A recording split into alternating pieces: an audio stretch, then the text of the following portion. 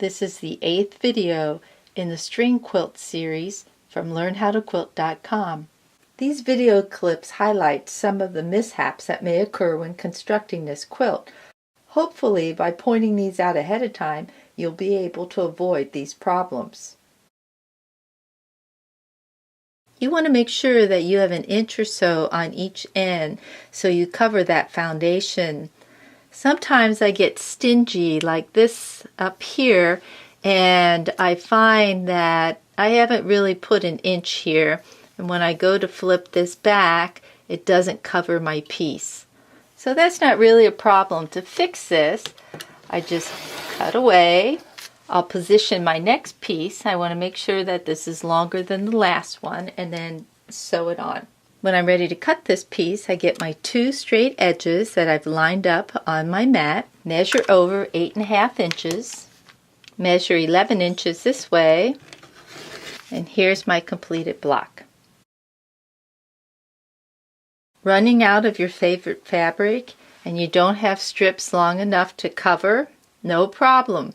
Put right sides together and sew those ends. I've sewn these 2 pieces together, pressed the seams, and now I'm back in business, ready to add my next strip. This quilt is scrappy, so it's okay to get those pieces sewn in there as best you can. For the most part, you'll hardly notice when there's an extra piece sewn in.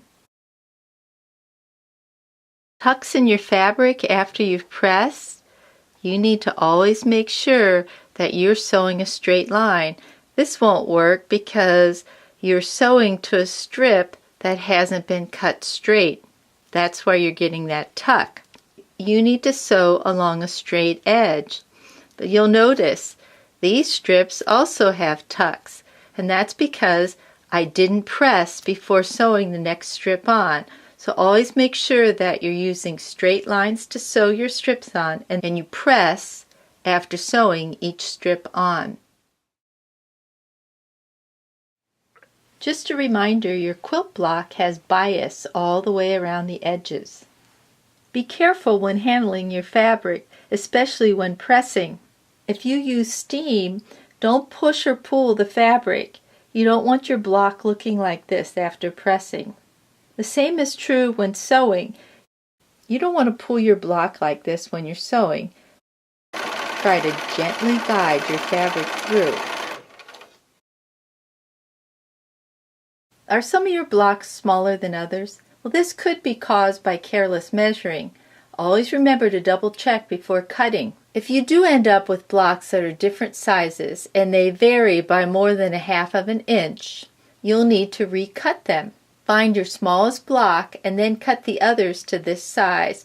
Or if you only have a problem with one, I would just toss that block and start over again. Sometimes paper will shrink up if you're using steam for pressing, so you really want to remember, don't always go by the foundation. I try to use the lines on my cutting board along with this foundation.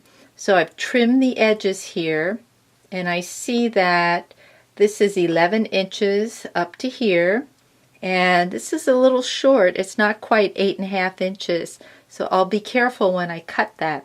I turn my blocks and I trim using the lines on my ruler and the lines on my mat to double check that 8.5 by 11 size. Another note about foundations, and I learned this the hard way, I pulled out my binder paper, which I thought was 8.5 by 11, but evidently not all binder paper is 8.5 by 11, so you see I'm short. Luckily I caught it when I double checked my measurement. Do your stitches start coming out when you go to tear the paper? Try locking your stitches as you sew over the paper. This will help keep those stitches in. You also might want to try a gentle pull to get that paper started. Sometimes I put my finger over the edge and then I start to pull.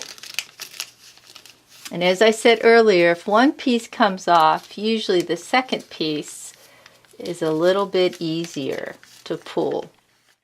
Hope you're ready to begin quilting. We'd love to see a photo of your completed project. Visit our gallery to find out how you can share your quilt with our audience. Thanks for viewing this series. You can find more at learnhowtoquilt.com. Please subscribe to our YouTube channel and share our videos with your friends.